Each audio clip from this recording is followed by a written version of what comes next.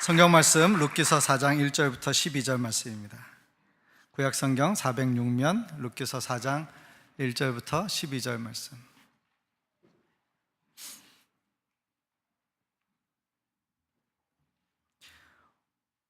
한 목소리로 봉독합니다. 보아스가 성문으로 올라가서 거기 앉아 있더니 마침 보아스가 말하던 기업 물을 자가 지나가는지라. 보아스가 그에게 이르되 아무개여 이리로 와서 앉으라 하니 그가 와서 앉음에 보아스가 그 상업 장로 10명을 청하여 이르되 당신들은 여기 앉으라 하니 그들이 앉음에 보아스가 그 기업 물을 자에게 이르되 모압 지방에서 돌아온 나오미가 우리 형제 엘리멜렉의 소유지를 팔려 함으로 내가 여기 앉은 이들과 내 백성의 장로들 앞에서 그것을 사라고 내게 말하여 알게 하려 하였노라. 만일 내가 물으려면 물으려니와 만일 내가 물으지 아니하려거든 내게 구하여 알게 하라. 내 다음은 나여 그 외에는 물을 자가 없느니라 하니 그가 이르되 내가 물으리라 하는지라.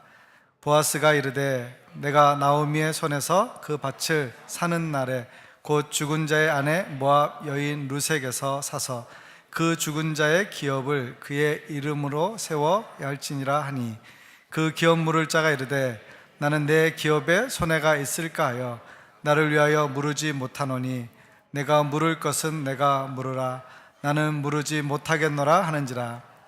옛적 이스라엘 중에는 모든 것을 물으거나 교환하는 일을 확정하기 위하여 사람이 그의 신을 벗어 그의 이웃에게 주더니 이것이 이스라엘 중에 증명하는 전례가 된지라. 이에 그 기업 물을 자가 보아스에게 이르되 내가 너를 위하여 사라 하고 그의 신을 벗는지라. 보아스가 장로들과 모든 백성에게 이르되 내가 엘리멜렉과 기련과 말론에게 있던 모든 것을 나오미와 손에서 산 이래 너희가 오늘 증인이 되었고 또 말론의 아내 모압 여인 룻을 사서 나의 아내로 맞이하고 그 죽은 자의 기업을 그의 이름으로 세워 그의 이름이 그 형제들 중과 그곳 성문에서 끊어지지 않게 하매 너희는 오늘 증인이 되었느니라 하니 성문에 있는 모든 백성과 장로들이 이르되 우리가 증인이 되나니 여호와께서 내 집에 들어가는 여인으로 이스라엘의 집에 세운 라헬과 레아 두 사람과 같게 하시고 내가 에브라스에서 유력하고 베들레헴에서 유명하게 하시기를 원하며 여호와께서 이 젊은 여자로 말미암아 내게 상속자를 주사 내 집이 다말이 유다에게서 낳아준 베레스의 집과 같게 하시기를 원하노라 하니라. 아멘. 오늘 함께 읽은 룻기서 4장 1절부터 12절 말씀으로 하나님은 인생의 역전을 이루십니다 라는 제목으로 같이 말씀을 나누고자 합니다. 인생을 사는 동안에 누구나 한 번쯤 변화, 새로운 일, 또 놀라운 반전, 터닝 포인트 이런 것을 기대합니다. 그 반전 가운데는 어떤 사람들은 아주 급격한 반전을 경험한 사람도 있었습니다. 우리가 TV를 통해서 유명하게 된 폴 보츠라는 사람이 있습니다. 영국에 그냥 평범하고 조금 잘 못생기고 그 다음에 내성적이고 핸드폰을 판매하고 있는 그런 평범한 직장인이었는데 그가 Got Talented라는 그 영국 편에 출연해서 자기가 노래를 하게 되어집니다. 그가 노래하러 나왔을 때까지만 해도 아무도 그에게 그렇게 큰 관심을 기울이지 않았는데 마침 그가 입을 열어 노래하기 시작했을 때 수많은 사람들이 그의 노래에 열광하기 시작했습니다. 순식간에 그의 노래하는 모습이 유튜브에 소개가 되어서 거의 1억 명 가까운 사람이 그 영상을 보게 되었고 그는 이제 방송에 출연하고 또 음반을 만들어서 팔고 또 연주회를 하고 세계를 순회하는 그런 사람이 되었습니다. 단 한 번의 기회였지만 그의 인생의 변화가 일어나게 되었을 때 놀라운 일이 있었던 것을 우리가 알 수 있습니다. 그런데 오늘 본문에 보면 하나님께서 보아스를 통해서 룻에게, 우리가 물론 다음 주에 마지막 스토리를 함께 나누게 되어지지만 놀라운 일을 행하는 것을 우리가 보게 되어집니다. 보아스는 룻이 청혼한 그 이야기를 듣고 그 다음에 자기가 해야 될 행동들을 구체적으로 하기 시작합니다. 보아스가 이 룻과 결혼하고 그의 기업 물을 자가 되기 위해서 한 가지 어려움이 있었는데 그것은 뭐냐면 그 앞에 자기보다 우선순위에서 더 앞선 한 사람이 있었다라고 하는 것입니다. 그래서 그 사람에게 먼저 그 일에 대해서 상황을 설명하고 그가 그럴 의향을 여전히 갖고 있는지를 확인하는 절차가 필요했던 것입니다. 그래서 어느 날 보아스가 성문에 나아가서 섰습니다. 그리고 그 성에 있는 장로들을 청하여서 그곳에 앉게 하고 마침 그곳을 지나가고 있는 그 기업 물을 자, 우선순위 1순위자인 그 사람을 불러서 그곳에서 대화하게 되어집니다. 성경에서 성문에 앉았다라는 표현은 그들이 중요한 모임을 위해서 회합하거나 또는 어떤 거래를 하거나 심지어는 재판하는 일에 있어서 사람들이 함께 모여서 어떤 일을 결정하는, 또 공적으로 모든 일을 처리하는 그 장소에 있다는 것을 의미합니다. 오늘날처럼 이렇게 문서나 이런 것들이 잘 발달되지 않았기 때문에 그때는 꼭 무슨 일을 행할 때에는 증인이 있어야만 했습니다. 그래서 보아스가, 유대인들은 보통 3명에서 7명 정도의 증인을 청했는데 10명의 장로들을 청해서 자기가 하고자 하는 모든 일에 증인이 되게 했던 것입니다. 그래서 그 사람에게 엘리멜렉이 죽고 나오미가 그 땅을 팔려고 하니까 당신이 그 기업 물을 자가 되십시오, 그렇게 그럴 의향이 있는지를 묻게 되어집니다. 왜 그런 일이 일어나냐면 하나님께서 이스라엘 백성에게는 그 지파를 따라서 땅을 분배해 주었습니다. 그리고 그 땅에 대해서는 그 지파가 소유권을 가지고 있는데 그 사람들이 지파 안에서 또 가정별로 그것을 나누어 가졌을 때 때로 어려운 일이 생기면 그 경제적인 어려움 때문에 그 땅을 파는 일들이 있었습니다. 근데 그 땅을 만약에 다른 지파에게 팔아버리거나 다른 민족에게 팔면 어떻게 돼요? 그 땅을 다시 그들이 허락하지 않는 한 돌아올 수가 없게 되어지는 것입니다.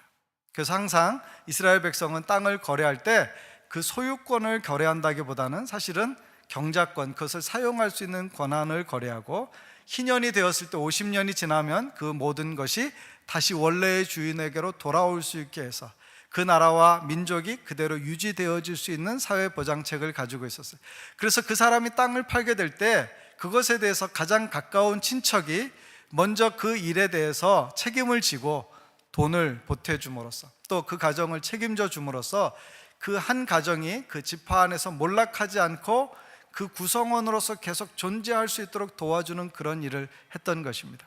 그래서 보아스가 그 사람에게 이 엘리멜렉의 집의 일에 대해서 당신이 책임져야 되는데 그것을 하겠느냐 이렇게 질문하게 되는 것입니다. 그럴 때 그냥 돈 주고 땅을 사는 거고 일정한 책임을 하지만 또 자기에게도 이득이 있을 것이라고 생각했기 때문에 그 사람이 처음에는 수월하게 그것을 그냥 그렇게 받아들이겠다고, 내가 기업 물을 자가 되겠다 이렇게 말합니다. 그때 보아스가 그에게 한 가지를 더 알게 합니다. 그것은 엘리멜렉의 아내 나오미만 있는 것이 아니라 엘리멜렉의 아들 중에서 기련과 말련 중에서 말련의 아내였던 이 룻이 있다는 사실을 알게 해줍니다.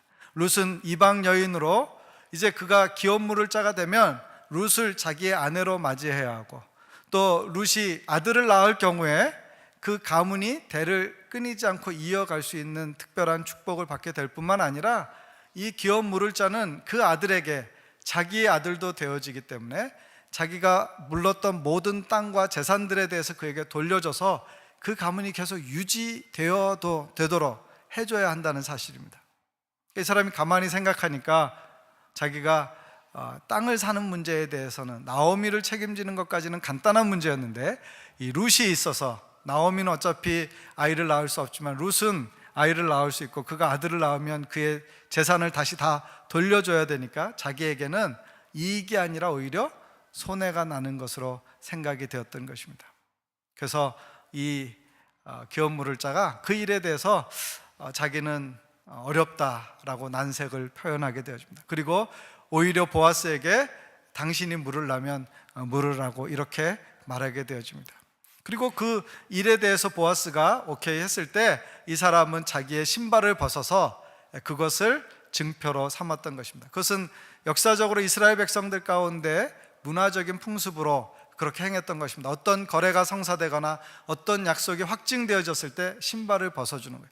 근데 사실은 기업 물을 자로서 신발을 벗는다라고 하는 것은 수치스러운 경험이에요. 왜냐하면 자기 친족에 대해서 자기가 마땅히 감당해야 될 그 책임을 다하지 못한 채 나는 못하겠으니까 당신이 알아서 하시오라고 다른 사람에게 미루면서 신발을 벗는 것이기 때문입니다. 그럼에도 불구하고 그는 신발을 벗어서 자기는 그렇게 할 의사가 없다는 사실을 말해주게 되어집니다. 보아스는 원래 그렇게 할 의사도 있었고 룻과 결혼할 마음을 가지고 있었기 때문에 그의 그런 제안을 쉽게 받아들이게 되어집니다. 그리고 성읍에 있는 모든 장로들 앞에서 그 일에 대해서 말합니다. 지금 이 사람의 분명한 의사표시에 의해서 나는 이 엘리멜렉의 집의 가문을 내가 기업 물을 자가 되어서 책임져 주고 또 그 가문에 혼자 된 룻이라고 하는 여인을 내 아내로 맞아서 앞으로 살아갈 것입니다. 그렇게 말하게 되었던 것입니다. 그럴 때 그 성읍에 있는 장로들이 그 모든 거래가 확정되었다는 사실을 인정해 주면서 그들을 위해서 세 가지로 축복해 주는 것이 오늘 본문 가운데 11절과 12절에 나오는 말씀입니다. 11절에 보면 룻에게 이렇게 축복합니다. 너의 가문이 너가 바로 역사 가운데 있는 레아와 라헬 같기를 원한다, 이렇게 말해줍니다. 믿음의 조상 가운데에서 아브라함의 아내 사라도 있고 이삭의 아내 리브가도 있지만 야곱의 아내였던 레아와 라헬을 언급한 이유는 바로 이 야곱이 그 이름이 바뀌어서 이스라엘이 되고 그 다음에 이 레아와 라헬을 통하여서 난 자녀들이 바로 이스라엘의 12지파가 되었던 것입니다. 그들에게 큰 축복의 시작이었던 것을 기억하므로 룻에게도 그런 다산 또 풍성한 은혜, 축복의 기회가 있기를 기원하는 것입니다. 보아스에게는 이렇게 축복합니다. 당신의 이름이 에브랏과 베들레헴에서, 베들레헴은 작은 성이라면 그 주변을 에브랏이라고 불렀었는데 그 지역에서 유력한 사람이 되고 유명한 사람이 되기를 원한다. 많은 사람들에게 잘 알려지고 좋은 평판을 받고 또 영향력 있고 모든 면에 있어서 능력이 있어서 다른 사람들에게 선한 것을 베풀 수 있을 만한 그런 사람이 되기를 원한다, 그렇게 축복해 줍니다.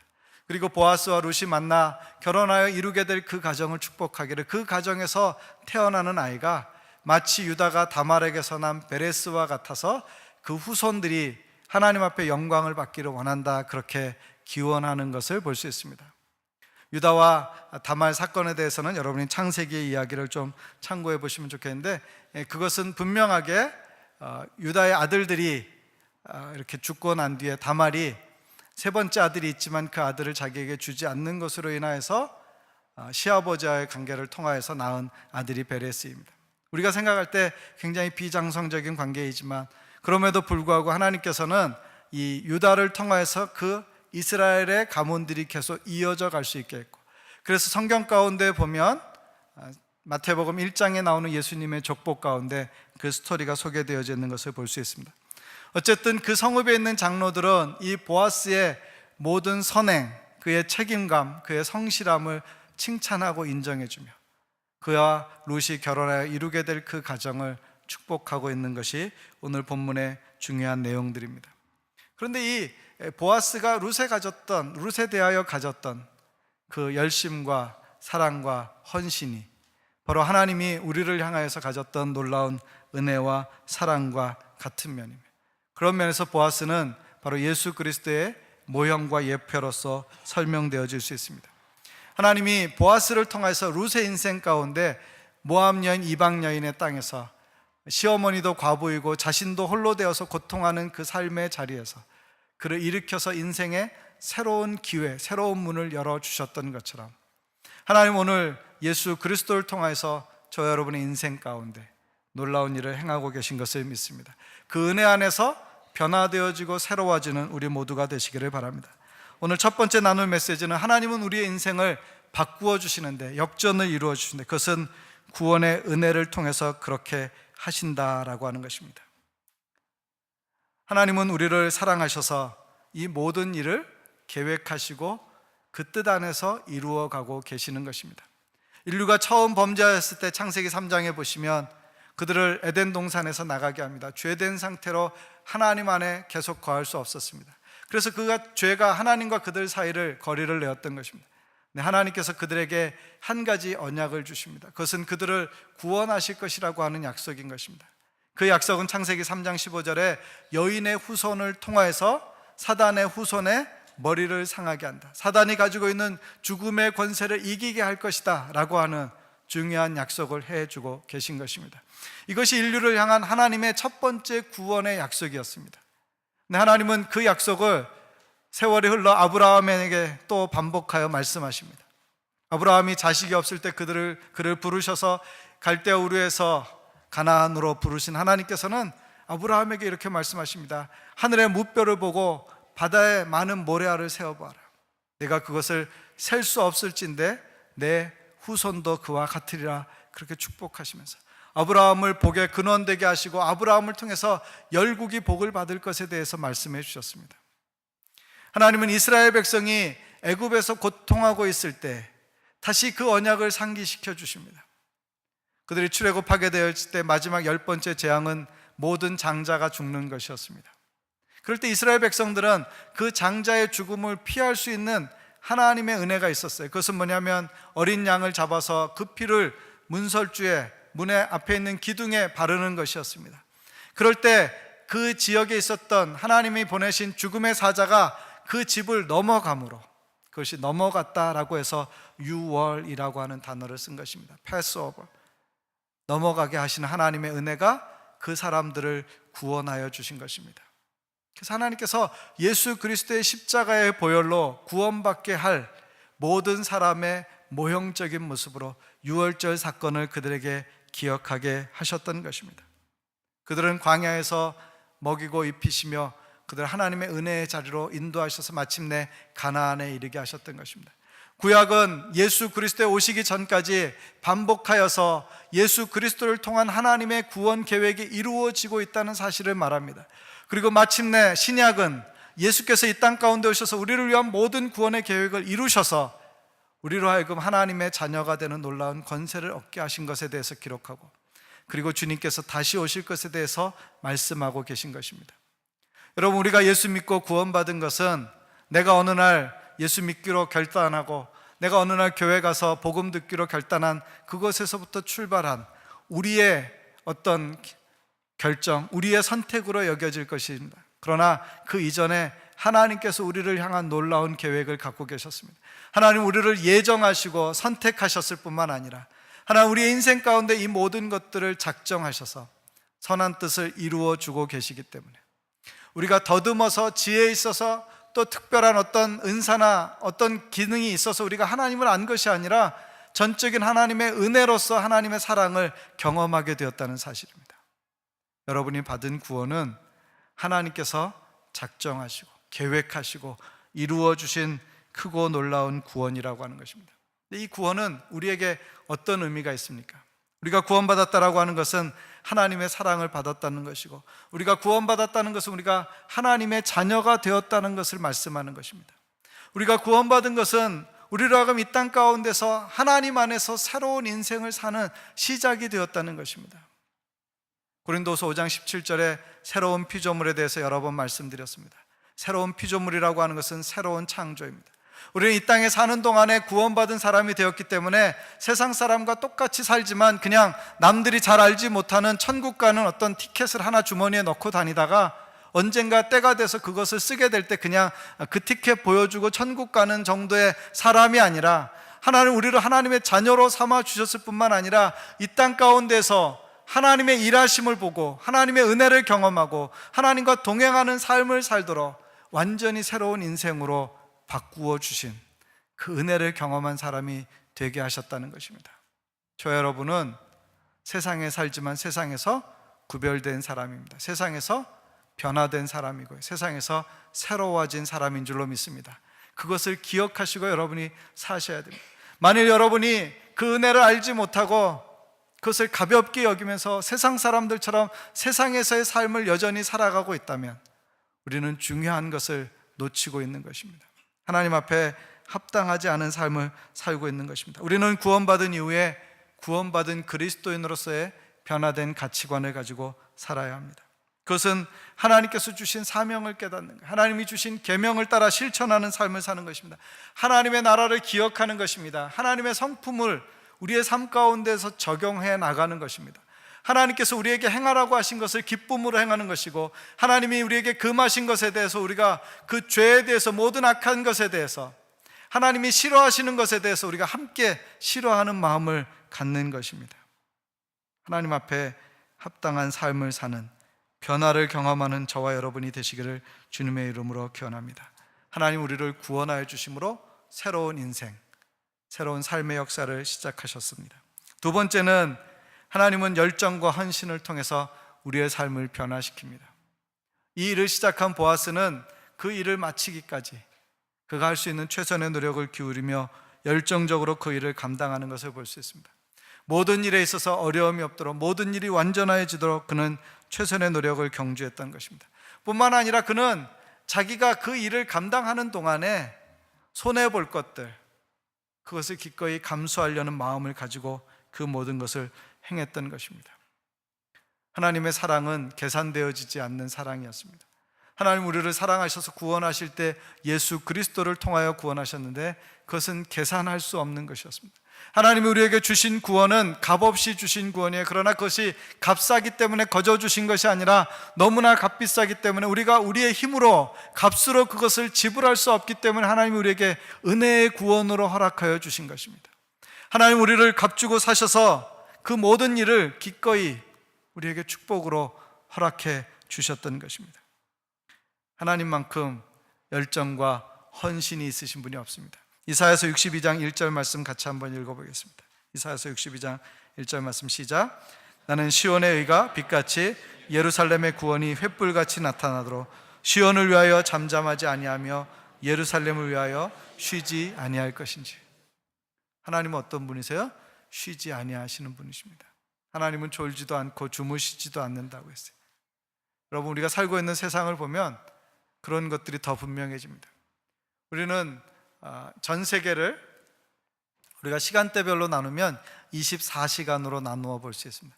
그래서 이렇게 우리가 지금 여기 1시이면 알버타는 몇 시죠? 지금 2시고요. 사스캐추안은 아마 3시쯤 될 거고요. 그 다음에 토론토는, 온타리오는 한 4시나 될 건가요? 뭐 이렇게 시간대별이 있습니다. 또 이쪽으로는 12시, 11시, 이렇게 전 세계가 시간대별로 나누어 있어서 어떤 지역이든지 하나의 시간대에 속해 있습니다. 그리고 그것이 자전을 통해서 한 바퀴를 돌 때 하루가 지나가게 되어지는 것입니다. 주일이 시작됐을 때 어디는 0시지만 어디는 10시고 어디는 12시입니다.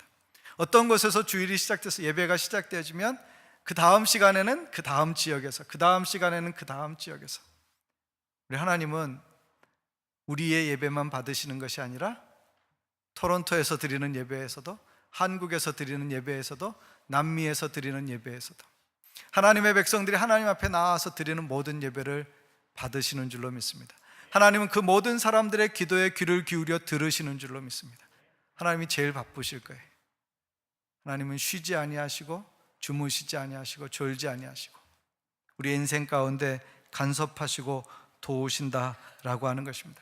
하나님은 우리를 향한 열심이 얼마나 컸든지 우리를 구원할 수 있다면 그 어떤 대가를 지불하고서라도 그 일을 행할 것입니다. 만일 여러분이 물에 빠진 사람을 구원하기 위해서 여러분 주변에 뭔가 찾아봤는데 좀 값비싼 것이 있다고 칩시다. 이건 안 돼, 이거는 저 사람 구원하기엔 이거 쓸 수 없어, 이렇게 말할 수 있는 사람은 없을 것입니다. 여러분이 아무리 아끼는 것이라도, 좋은 것이라도, 좋은 물건이라도 사람의 생명을 살릴 수만 있다면 그때 뭐든지 집어던져서 그 사람을 구원하려고 하는 것이 우리의 마음일 것입니다. 그런데 하나님은 우리보다 더한 그런 분이시기 때문에 우리를 구원하시기 위해서 우리가 죄 있는 상태로 하나님의 은혜를 경험할 수 없었기 때문에 죄 없으신 예수 그리스도를 통하여서 우리에게 구원의 은혜를 베풀어 주셨던 것입니다.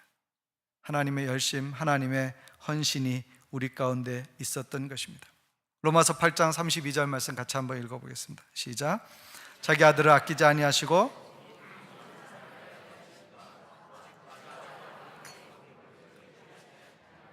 하나님은 우리를 사랑하셔서 아들을 아끼지 않고 주셨기 때문에 그 아들보다 덜 가치 있는 모든 것들에 대해 하나님은 기꺼이 기쁨으로 그것을 우리에게 주시는 그 하나님이시라고 하는 사실입니다.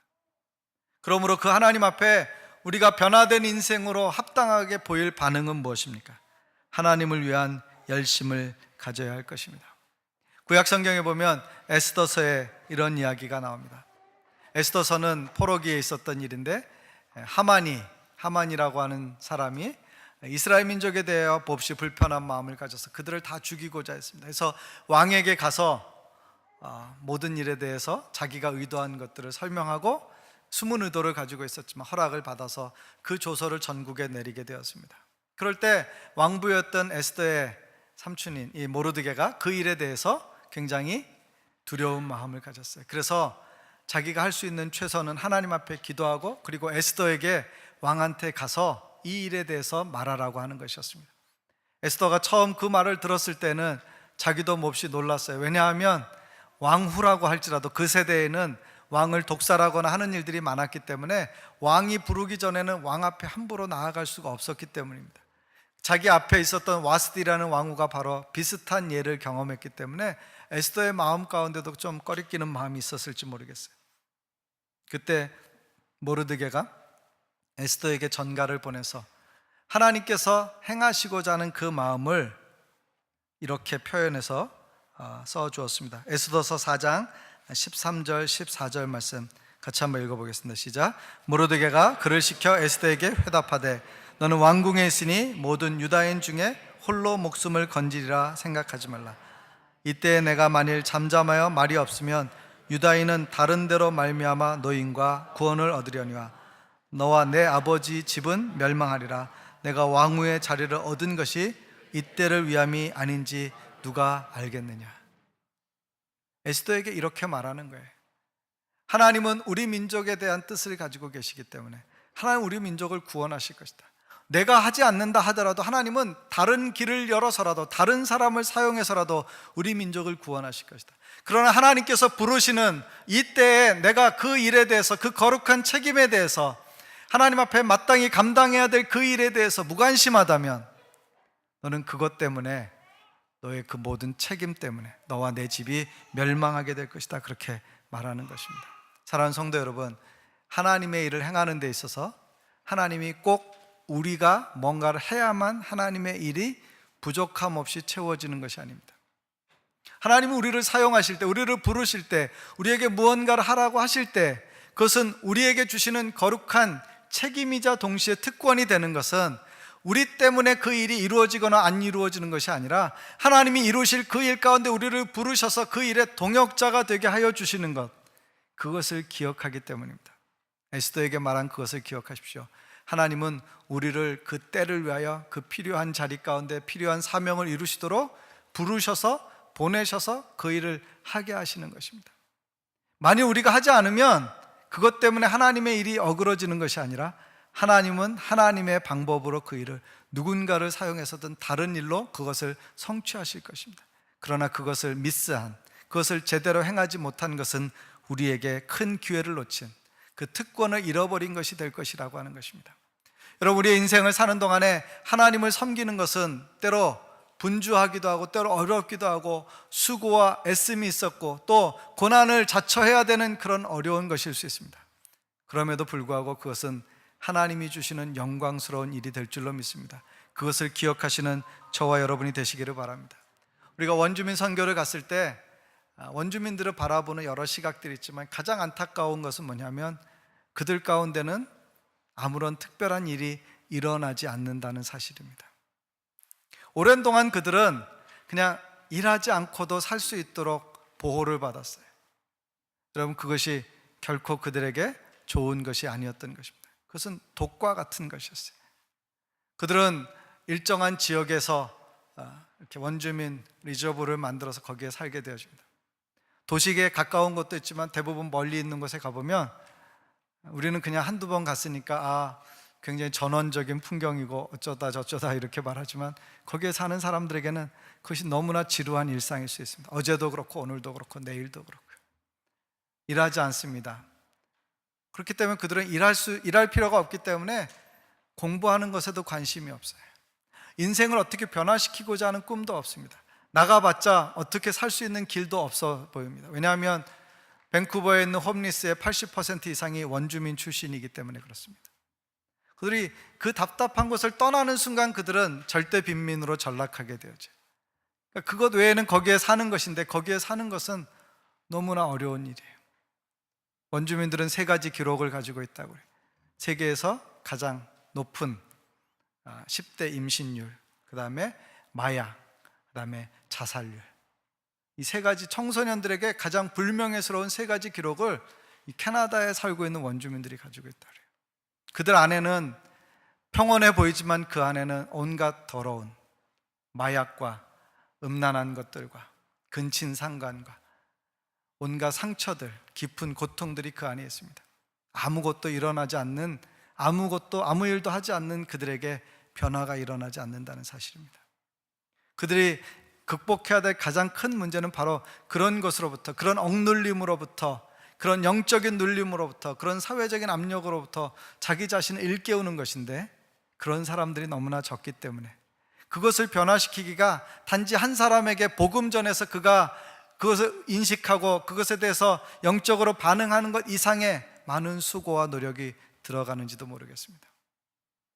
여러분, 우리가 주님을 섬기는 것은 우리의 평온한 일상을 깨트리는 것일 수도 있습니다. 왜냐하면 우리가 더 분주해져야 되고 더 많은 수고를 감당해야 되고 때로는 그것 때문에 갈등하기도 하고 또 어려움을 경험할 수도 있기 때문에 마음의 상처를 받기도 하고요.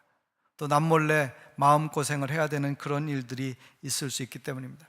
그러나 하나님은 우리에게 맡겨주신 그 일을 감당하고자 할 때 그것을 통해서 영광스러운 일을 성취하신다는 것입니다. 그러므로 하나님 앞에 거룩하기를, 하나님 앞에 정결하기를 힘쓰시고 하나님이 주신 기회를 통해서 하나님 앞에 분투하는 열정을 가진 삶을 살아가실 수 있기를 바랍니다. 하나님은 여러분에게 이미 그 열정을 쏟아주셨고 여러분을 붙들어 주십니다. 우리가 그렇게 살아가고자 할 때 우리의 내일의 삶이 오늘보다 변화되어지고 하나님과 동행하며 하나님의 영광을 나타내는 축복의 삶이 될 것입니다. 그렇게 하나님 앞에 비전과 사명을 이루셔서 열방 가운데서도 주님이 기뻐하시는 일을 행하시는 그런 인생을 살아가시기를 주님의 이름으로 권합니다. 마지막 세 번째 메시지는 하나님 우리를 기꺼이 자원하여 사랑하심으로 변화를 이루셨다는 것입니다. 요한복음 10장 17절 18절 말씀 한번 보겠습니다. 하나님께서 우리를 사랑하여 주셨을 때 어떤 일을 이루셨는가? 같이 한번 읽습니다. 시작. 내가 내 목숨을 버리는 것은 그것을 내가 다시 얻기 위함이니 이로 말미암아 아버지께서 나를 사랑하시느니라. 이를 내게서 빼앗는 자가 있는 것이 아니라 내가 스스로 버리노라. 나는 버릴 권세도 있고 다시 얻을 권세도 있으니 이 계명은 내 아버지에게서 받았노라 하시니라. 여러분, 예수님이 우리를 사랑하신 것은요, 빼앗긴 것이 아니라 스스로 버리신 것입니다. 여러분, 우리가 주님 앞에서 하나님의 인생을, 하나님이 주신 인생을 살아가는 동안에 여러분이 그렇게 스스로 자원함으로 하나님의 영광을 위한 선택을 행하실 때 변화될 줄로 믿습니다. 그런 은혜를 누리실 수 있기를 바랍니다. 여러분의 인생에서 하나님이 늘 우선순위의 1순위라면 여러분이 기쁨으로 그러한 일을 행할 수 있습니다. 그런데 어떤 글에 보니까 제목이 뭐냐면 하나님은 3등입니다. 그런 글이 있어요. 하나님 3등입니다. 1등은 하고 싶은 일, 2등은 해야 하는 일, 3등은 하나님의 일입니다. 어려움이 있을 때도 1등은 내 힘으로 해보고 안 되면 다른 사람에게 부탁하고 그리고 그 다음에 하나님께 부탁드립니다. 내가 제일 중요하게 생각하는 사람은 나이고 두 번째는 나를 알아주는 사람이고 세 번째는 하나님입니다. 그렇게 우리 인생 가운데 하나님이 우선순위에서 앞에 있지 않다는 것을 일깨워주는 그런 글입니다. 마태복음 6장 33절에 주님께서 그렇게 말씀하셨습니다. 너희는 먼저 그의 나라와 그의 의를 구하라. 그의 정의를 구하라. 근데 그 앞에 있는 내용은 뭐였어요? 우리가 아는 것처럼 무엇을 마실까, 무엇을 먹을까, 무엇을 입을까 라고 하는 그런 일상적인 우리의 삶의 필요에 대한 부분이었습니다. 그것은 중요한 것입니다. 그것은 필요한 것입니다. 그런데 성경은 그것이 우리가 하나님의 나라와 하나님의 의를 구하는 것보다 더 중요한 것이 아니라고 말합니다. 우리 인생에서는 그런 일은 좀처럼 일어나지 않는 것처럼 우리는 그냥 우리가 살아가는 것에 급급할 때가 참 많이 있지 않습니까? 우리가 정말로 하나님을 하나님답게 경외하고 있는지, 하나님의 사랑을 받은 자로 기쁨과 감사함으로 자원함으로 하나님을 섬기고 있는지 생각해 볼 수 있어야 할 것입니다. 밥 호스테틀러라는 사람이 쓴 Quit Go to Church라는 책이 있습니다. 한국말로는 그럴 바엔 차라리 교회 가지 마라 라는 제목으로 소개가 됐어요. 혹시 진짜요? 막 이러면서 이제는 안 가도 되겠네요 라고 하는 마음의 여유를 얻으실까 봐 제가 이 책을 잘 소개하지 않았었는데, 이 말의 뉘앙스를 잘 아셔야 돼요. 그럴 바엔 차라리 교회 가지 말라는 것은 교회 가지 말라는 얘기가 아니라, 그렇게 어정쩡하게 이중적으로 위선적으로 진짜도 아니고 가짜도 아닌 그런 신앙 태도, 그런 삶을 버리고 무엇을 하든지, 우리말로 더 정확하게 표현하면 하려면 제대로 해라 라는 표현일 것입니다. 예수 믿으려면 제대로 믿고, 신앙생활 하려면 제대로 믿고, 이것이 신앙생활을 내가 지금 부족하게 하고 있기 때문에 그만둬야 되겠다라고 하는 그런 쪽으로 부정적인 의미로 격려하는 것이 아니라, 하나님 앞에 우리의 인생이 얼마나 가치 있게 변화되어졌는지, 큰 은혜를 누리고 있는지를 새롭게 경험함으로 남은 생애를, 내 삶에 주어진 기회를 온전케 하는 일에 쓰고 싶도록, 그렇게 써야 되겠다는 헌신과 결단이 일어나도록 격려하는 것입니다. 그 책은 읽지 않아도 제목만, 그 챕터의 제목만 읽어도 대충 이분이 무언가를 말하고 있는지를 우리가 감지할 수 있습니다. 제 1장이 뭐냐면, 교회가 되지 못할 바엔 차라리 교회 가지 마라. 여러분, 이 말은 뭐예요? 우리가 바로 교회이고요, 우리가 바로 교회 된 것입니다. 우리가 교회됨, 교회다움을 경험하지 못할 바에는, 우리가 공연장에 가는 것도 아니고, 우리가 어떤 연주에 참여하는 것도 아니고, 어떤 것에 의무적으로 가야 하는 그런 형식적인 그런 것이 아니라, 정말로 그곳에서 교회가 되어서 그리스도의 몸의 지체됨을 경험할 수 있는 그런 신앙생활이 되어야 한다는 것을 말하는 것입니다. 주님과 동행하지 않을 바엔 차라리 기도하지 마라. 기도는 주문이 아닙니다. 내가 필요한 거 이거 주세요 이거 주세요 말하고 그 다음에는 나도 잊어버리고 사는 것이 아니라, 기도는 하나님과의 대화이고 하나님과 동행하는 삶을 사는 것입니다. 그것은 내가 기도하는 그 자리에서뿐만 아니라 기도하지 않는 자리에서도, 그래서 성경은 우리에게 무시로 기도하라고 하지 않습니까? 그것처럼 우리가 기도를 통하여서 하나님과 동행하는 삶을 사는 것이 기도의 본질적인 것이지, 내가 원하는 것을 얻는 수단과 방법이 아니라고 하는 것입니다. 3장은 하나님과 친밀함을 원하는 것이 아닐 바엔 차라리 성경 읽지 마라. 성경 통독해야 됩니다. 그런데 통독하는 중요한 이유는 뭐예요? 몇 번 읽었다, 이걸 레코드 하려고 하는 것이 아닙니다. 우리가 그것을 격려하는 이유는 그 말씀이 우리의 삶에 있어야 되기 때문에. 근데 더 중요한 것은 그 말씀이 우리 안에서 살아 역사하는 하나님의 말씀이 되어야 한다는 것입니다. 그 말씀을 읽을 때 우리가 저 집사님보다 빨리 읽어야지, 이런 관점이 아니라 남도 읽었는데 나 안 읽으면 창피한데, 이런 관점이 아니라 한번 빨리 읽고 좀 쉬어야지, 이런 관점이 아니라, 그래서 읽을 때 거기서 지금도 살아 계셔서 역사하시는, 지금도 우리에게 말씀하시는 그 하나님의 말씀에 우리가 어떻게 해요? 반응하는 거예요. 하나님 우리에게 이것을 하라고 하셨으면 우리가 그것을 하기로 반응하는 것이고요, 하나님이 우리에게 이것을 하지 말라고 하시면 그것을 하지 않기로 반응하는 것입니다. 우리가 그 말씀에 반응할 때 그 말씀이 살아서 우리에게 역사하실 것입니다. 히브리서 4장 12절에 있는 말씀처럼 관절과 골수를 찔러 쪼개기까지 우리의 마음과 심령을 감찰하시는 살아계신 하나님의 말씀으로 우리의 삶 가운데 역사하게 될 것입니다. 그것을 기대하는 믿음으로 살라는 것입니다. 삶을 나누는 전도를 하고 모든 것을 드리는 헌금 생활, 은사를 통하여서 기쁨으로 봉사하는 것, 참된 마음으로 선을 행하는 것, 그것이 우리가 마땅히 행해야 될 일이라고 하는 사실을 일깨워 주는 것입니다. 사랑하는 성도 여러분, 하나님을 우선으로 섬기시고 하나님을 진짜로 섬기실 수 있기를 바랍니다. 그럴 때 우리의 인생에 변화가 일어나는 것입니다. 인생 역전은 로또로 되어지는 게 아니고, 인생 역전은 하나님으로부터 시작되어지는 줄로 믿습니다. 우리를 구원하신 하나님, 우리를 향한 열심과 헌신을 가지고 계신 하나님, 우리를 위하여 기꺼이 모든 것을 내어주신 하나님은, 우리가 그 하나님의 사랑과 은혜에 반응할 때 우리가 지금까지 경험하지 못했던 새로운 삶으로 변화시켜 주실 줄로 믿습니다. 그런 은혜를 누리시는 우리 모두가 되시기를 주님의 이름으로 기원합니다. 같이 기도하겠습니다. 지금 잠깐 기도하실 때, 하나님 내 인생을 변화시켜 주십시오. 하나님의 은혜 안에서 변화되게 해 주십시오. 하나님의 기대만큼 변화되게 해 주십시오. 매일을 매일처럼 사는 삶이 되지 않고 변화된 삶으로 살아서 하나님께 영광 돌리게 해주십시오. 그렇게 합심하여 잠깐 기도하겠습니다. 하나님 아버지 감사합니다. 우리가 룻기서의 말씀을 통하여서 기업 물을 자 보아스가 룻에 대하여 가졌던 놀라운 사랑과 헌신을 같이 보았습니다. 하나님 아버지, 우리도 우리 인생 가운데 우리를 위하여 기업 물을 자 되어주신 예수 그리스도, 우리를 구원하시고 우리를 향한 열심을 가지고 우리를 사랑하시는 기꺼이 사랑하시는 그 사랑, 그것이 우리의 삶의 변화의 시작인 것을 믿습니다. 하나님, 우리가 그 사랑을 알고 그 하나님을 경험하며 하나님 안에서 변화되어지게 하여 주셔서 남은 우리의 생애가 하나님 보시기에 합당한 생애, 하나님 앞에 영광 돌리는 생애가 되게 하여 주시기를 원합니다. 주님, 진정한 변화를 이루어 주옵소서. 변화의 시대가 되게 하여 주옵소서.